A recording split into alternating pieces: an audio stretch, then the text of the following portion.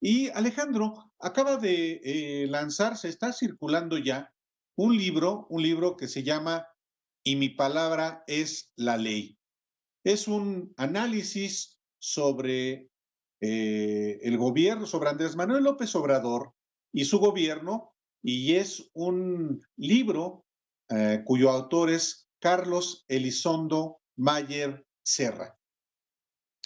Sí, bueno, es un libro que se va duro y a la cabeza con López Obrador.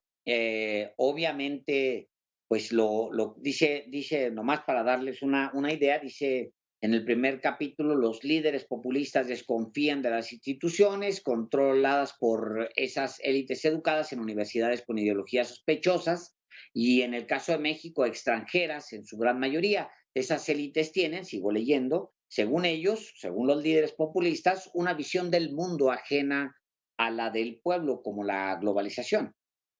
Y continúa Mayer Serra, que hay que decir, él es profesor de la Escuela de Gobierno y Transformación Pública del Instituto Tecnológico de Estudios Superiores de Monterrey, es maestro y doctor en ciencia política, también ha sido servidor público, trabajó en el gobierno de Felipe Calderón, eh, fue consejero de Pemex, fue también embajador en el sexenio, decía yo, de Calderón, y en este libro dice, muchos de ellos, se refiere a los líderes populistas, no creen en los expertos ni en la ciencia y desconfían de todo mérito académico al que perciben como un disfraz de las peores intenciones. Están convencidos de que los problemas complejos tienen soluciones fáciles.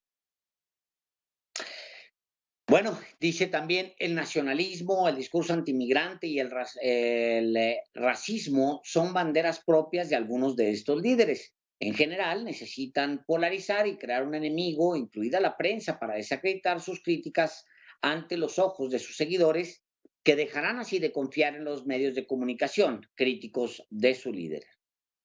Y bueno, invitamos precisamente y le damos, lo agradecemos mucho a Carlos Elizondo Mayer Serra, que venga ante el auditorio de los periodistas a platicar sobre este, su más reciente libro, que es, como decía Alejandro Páez Varela, duro y a la cabeza, a, pues contra Andrés Manuel López Obrador. Carlos, bienvenido a los periodistas, buenas tardes. Álvaro, Alejandro, un gran gusto estar con ustedes. Haz una presión, Álvaro. Yo trabajé durante el gobierno de Fox como director del CIDE y embajador ante la OCDE. Con Calderón ya era académico puro y duro. Ah, es verdad, Con, entonces fue con Fox, fue con Sí, fue Fox. con Fox. La vida para nosotros ya pasa muy rápido. Aquí está el libro del que vamos a hablar. No, Claro, al revés. Y mi pues es, palabra es la ley.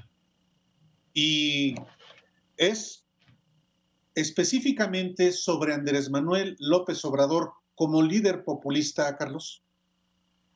Es un libro sobre los 2 primeros años del presidente López Obrador en Palacio Nacional. Y lo intitulé Mi palabra es la ley, porque como la canción, el presidente cree que es el rey, pero a diferencia de la canción tiene trono y reino.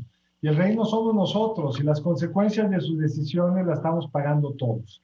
Entonces lo que trata de hacer este libro, en sus 8 capítulos, es tratar de hacer un análisis de cómo llegó al poder, qué tipo de gobierno está haciendo y qué resultados está obteniendo. La idea del libro es analizar dos años y, bueno, pues trae, supongo, el análisis que incluye 2020, la pandemia, los resultados, el resultado económico de los últimos 2 años, en fin, trae un análisis de López Obrador que incluye lo que se le ha criticado mucho, sobre todo en la academia, en ciertos sectores, el tema de las instituciones, Carlos, a Pues juicio de mira, más varios. que en la academia, yo creo, Alejandro, que en el debate intelectual en general.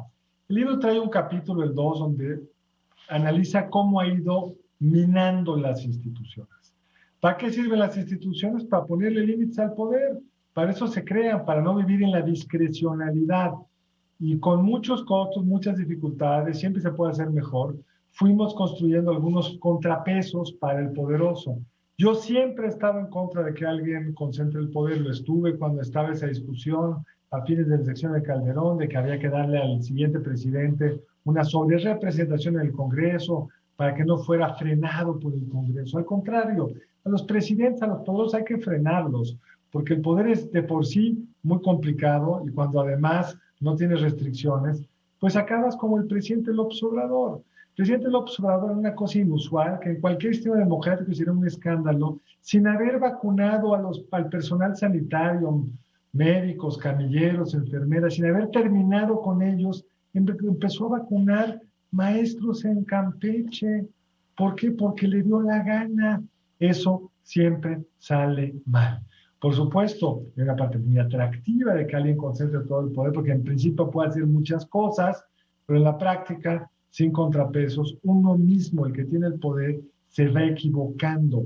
Ayer en mi artículo contaba la anécdota que el presidente de Polonia, que en 2010 le dijeron que no se podía aterrizar, hubo un evento en Rusia porque había mucha neblina, y le dijo al piloto, aterriza, aterrizó y se estrellaron contra unos árboles. Así es el poder, Álvaro, así es el poder, Alejandro, y por eso tengo una discusión sobre cómo AMLO se ha ido quedando, ha ido colonizando algunas de las instituciones que le imponían frenos al poder discrecional del presidente. Oiga, Carlos, sí, adelante, Álvaro. Perdón, adelante. No, por favor. Yo preguntaba, a mí efectivamente es parte de la comentocracia. Habla efectivamente, sobre todo la conservadora, como les llama López Obrador, incluyéndote tú, de cómo el presidente coloniza el poder y de cómo tiene una enorme fuerza, cómo ha ido acumulando poder. Pero el origen de ese poder es democrático. Votó por él un porcentaje mayor al 50%, pero no solamente ese poder es de origen democrático por ese porcentaje, sino porque le dio también fuerza constitucional al ganar la mayoría en las dos cámaras del Congreso. ¿Dónde está lo anómalo o lo ilegítimo o esa colonización de la que hablas? Mira, en efecto, el poder lo ganó de forma legítima. AMLO es el presidente más legítimo que hemos tenido en la historia del país, en el sentido estricto de la definición de legitimidad. Nadie, yo tampoco, le disputa el derecho a gobernar. Se lo merece, lo ganó por amplio margen. Pero lo primero que tenemos que tener claro es que tiene una sobrerepresentación en la Cámara de Diputados. Su coalición legislativa obtuvo solo el 44% de los votos. Y por una serie de maniobras, quizá legales, pero ciertamente contrarias al espíritu de la Constitución, que habla de que no puede haber una sobrerepresentación de más de 8 puntos porcentuales, hoy pueden cambiar la Constitución a su arbitrio, cuando la Constitución es muy clara, que ningún grupo político podrá tener la mayoría constitucional. Entonces ahí claramente lograron tener un mucho mayor representación en el Congreso del que el voto les da. Pero ese no es el problema. El problema, Álvaro, Alejandro, para mí, es que la ley es muy clara, que el Poder Judicial es autónomo, no lo debes de presionar, debes de dejar que tome las decisiones con cierta libertad, etcétera. Y todos vimos esta decisión de la consulta popular claramente inconstitucional, como la Corte hizo maromas para quedar bien con el presidente, porque no quiere pelearse con él, porque tiene mucho poder. Otro ejemplo, por supuesto que los presidentes pueden hacer con sus políticas públicas lo que quieran, pero hay una ley, no su palabra, hay una ley. Veamos el caso que hoy nos atañe de forma muy directa. La reforma a la industria eléctrica, la reforma legal que ha propuesto el presidente a la ley de la industria eléctrica, lo están haciendo porque la Corte, que en algunos aspectos ha logrado mantener su autonomía, les dijo que era inconstitucional que ellos decidieran cómo se va a conectar los distintos generadores a la red de transmisión, porque eso está normado en la ley. Entonces tú tienes que cumplir con la ley y eso está en la Constitución también. Tú tienes que cambiar la Constitución. Pueden cambiar la Constitución sin duda, no lo han hecho. Mientras tanto, tienen que limitarse a lo que la ley dice. Pongamos otro ejemplo que analizo en el libro, la CRE. La Comisión Regular de Energía, que tiene una cierta autonomía técnica, está ahí para administrar una ley que haga un piso parejo entre los actores privados y públicos, tanto en el mercado eléctrico como en el mercado petrolero, en la energía en general.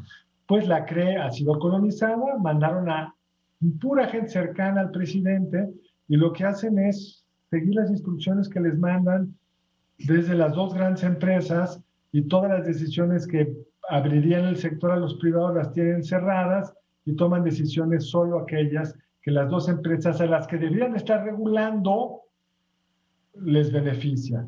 Eso Oiga, no es le lo que se pregunto, imagina uno con una democracia constitucional, Alejandro. le Adelante, pregunto perdón. porque lo oigo y pareciera que hay otro país que se ha transformado tan profundamente, este país, donde Felipe Calderón no metía la mano en la Suprema Corte ni le hablaba a los... Pero estaba mal, no lo voy a defender tampoco. ¿Y cuántos Estaba libros escribió pésimo. sobre Felipe Calderón para empezar a comprarlos? Porque no los localicé ahorita. No, yo no escribí sobre ese gobierno por muchas razones, Bueno. Alejandro. Pero, bueno, aquí en Bueno, el porque primer es que eso capítulo. me lleva a otra pregunta, Carlos. Perdóneme. Es que eso me lleva a otra pregunta.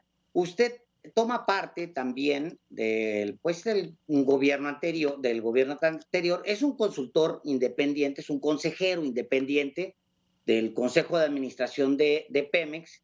En un sexenio, usted estará de acuerdo, usted entró en 2014, leo aquí, salió en 2019, en un periodo cargado de corrupción allá dentro de Pemex.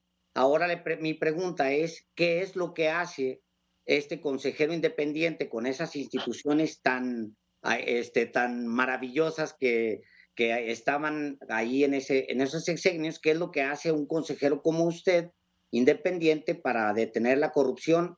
O dígame más o menos por dónde lo hizo. Con ¿Cómo? mucho gusto, Alejandro. Le voy a contestar con mucho gusto. Déjame responderlo primero.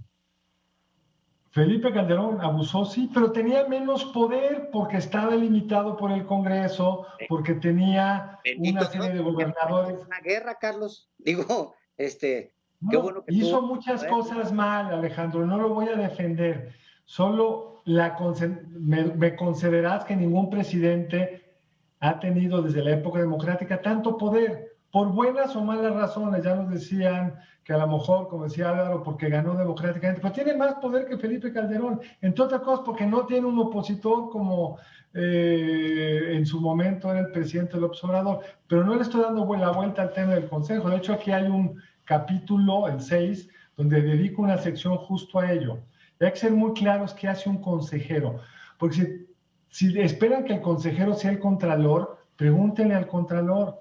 El consejero lo que tiene que hacer es tomar las decisiones con base en la información que se tiene.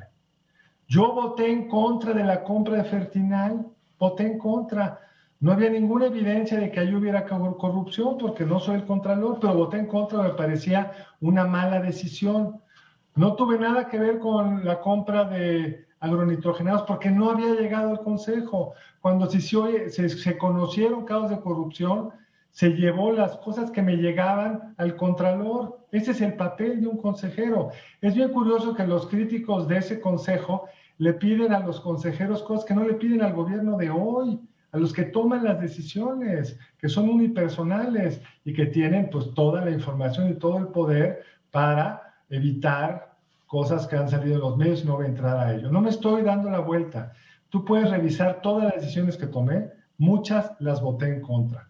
Pero tampoco es un consejo que se tenga que hacer público, que yo estaba ahí para tratar de que Pemex hiciera mejor las cosas. Y hubo cosas que se hicieron mejor, otras no. Pero ahí están mis votos, Alejandro, y los puede usted revisar. Carlos Elizondo Mayer Serra, hablaba usted también de cómo se ha colonizado la Comisión Reguladora de Energía. En este gobierno, por supuesto. Bueno, estaba colonizada desde que se creó. Nada más que permíteme, nada más que los colonizadores eran, pues, de la misma ideología, los mismos que crearon eso, pero por favor, los mismos con la misma mentalidad, nada más que antagónica a los que hoy están. Y otra cosa, cuando usted habla de cómo el Poder Judicial está controlado por López Obrador, es hasta esquizofrénico verlo así, porque al mismo tiempo dice usted que la Corte le está poniendo freno al gobierno en algunos aspectos. Me recuerda tanto a usted el PAN en su visión de ver las cosas, lo cual tiene usted derecho, por supuesto. Le contesto los dos temas. Analicemos, si quiere, un día con información enfrente, las decisiones que tomaba la CRE entonces. Eran de acuerdo a la ley. Si a usted no le gusta la ley, pues hay que cambiar la ley y que la CRE haga otro papel. Pero con las reglas que la CRE tenía, las decisiones que se tomaban eran las que la ley propugnaba, que era que hubiera competencia y apertura. Hoy sigue existiendo esa ley, simplemente la interpretan de otra forma, claro. No cumplen con la misión que esa institución tiene. Entonces, si quieren cambiar la ley, que la cambien, que pongan a quien quieran poner y que cierren el mercado eléctrico, que es su prerrogativa, como lo digo en el libro, Álvaro. Ellos tienen el poder y pueden hacerlo lo que puedan dentro de la ley. Ahora bien, a tu tema del Poder Judicial, lo digo en el libro, hay una tensión, hay una presión, no lo han, y lo digo con toda claridad, es un poder que no han colonizado plenamente, al contrario, metieron solo tres miembros de la Suprema Corte. Como digo en el libro, esta es una vieja tradición, los presidentes tratando de poner gente que les es cercana, el que salió o que presionaron para que saliera, Eduardo Medina Mora, era particularmente cercano a los dos presidentes previos, pero no lo sacaron de acuerdo a la ley, no hubo un proceso de renuncia tal y como marca la ley. Eso es lo que critico. Yo nunca he defendido, tú puedes ver en mis artículos y al principio cito varios textos críticos que hice de Peña Nieto en su momento, de Calderón en su momento. La verdad, creo, y lo podemos discutir con calma, que en varias de mis obras previas he también sido críticos del gobierno en curso. ¿Por qué este libro concentrado en un presidente, algo que no había hecho antes? Pues porque es un presidente transformador, que él mismo nos dice que quiere cambiar el país. En el capítulo 3 contrasto lo que nos dijo que quería hacer con los resultados que he tenido, son los datos del propio gobierno, no vamos bien. En el capítulo 6, donde analizo sus objetivos de política energética, explico por qué creo que están equivocados, pero sobre todo cuán lejos han quedado de lo que nos prometieron los resultados que han tenido estas empresas. Trato, Álvaro, Alejandro, de ser objetivo. Me pueden decir si hay algún dato en el capítulo 3 que se ha inventado, alguna conclusión respecto a los resultados de este gobierno que les parezca falso. Si el argumento es que dije o que no dije con Fox y con Calderón, también lo podemos platicar. Yo nunca fui un funcionario de Calderón. Fui académico todo ese tiempo y por eso lo aclaré. No, bueno, sí, efectivamente, ahí en esa parte, efectivamente, no fue funcionario del gobierno de Felipe Calderón, fue en el de Fox y en el de Enrique Peña Nieto, efectivamente. No, en el de Enrique Peña Nieto la ley es clarísima. Era un consejero independiente. En la ley es que es muy distinto. Por eso voté en contra, Álvaro. ¿Por qué crees que pude votar en contra de cosas que le importaban a ese gobierno? Porque era un consejero independiente. Esa es una diferencia. Si a ti te da un poco de risa y crees que no es cierto, ahí está la ley y ahí están mis votos y los podemos platicar. Parece muy bien. Y no fue uno, fueron varios, Álvaro. Muy bien, pues ahí tiene usted. El libro ya, me imagino que ya está en librerías, Carlos. Ya lo tiene. El libro está en librerías y si alguien quiere que lo platiquemos con más calma, Alejandro, Álvaro, a mí me divierten mucho estas pláticas. Les agradezco mucho que sean duros, que sean críticos, que veamos el mundo de forma distinta y cuantas veces quieran que platiquemos de cualquier tema, estoy a su entera disposición. Muchísimas gracias. Muchas gracias. Bueno, ya. Aquí hay un espacio para de la deliberación, para la información. Muchísimas gracias. A ver, ¿quién levanta la tapa? Gracias, yo sé que el tiempo es una tiranía, les agradezco mucho y si fui un poco abrupto a ratos es por la pasión del momento. No, al contrario. Levante la tapa, Carlos, si se puede, porque luego la gente la puede ver. Ahí está. Y mi palabra es la ley, el sumario, no lo alcanzo a ver, pero es... AMLO en Palacio Nacional. AMLO en Palacio Nacional, ahí lo tiene usted, si le interesa, ahí está, todo suyo. Gracias, Carlos. Carlos, buenas tardes. Que les va muy bien. Gracias.